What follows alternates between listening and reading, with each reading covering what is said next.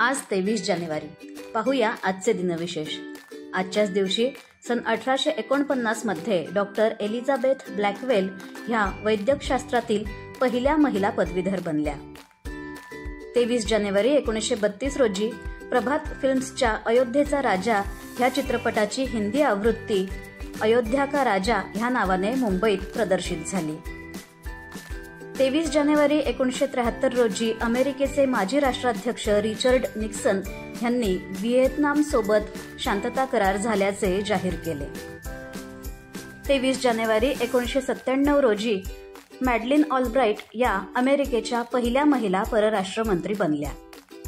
भारतातील पुरातत्व संशोधनाची मुहूर्तमेढ रोवणारे ब्रिटिश अधिकारी सर अलेक्झांडर कनिंगहॅम यांचा 23 जानेवारी 1814 रोजी जन्म झाला. देशाच्या स्वातंत्र्यासाठी वेगळी वाट चोखाळणारे आझाद हिंद सेनेचे संस्थापक नेताजी सुभाषचंद्र बोस यांचा 23 जानेवारी 1897 रोजी जन्म झाला. हिंदू हृदय सम्राट माननीय श्री बाळासाहेब ठाकरे यांची आज जयंती. त्यांचा 23 जानेवारी 1926 रोजी जन्म झाला.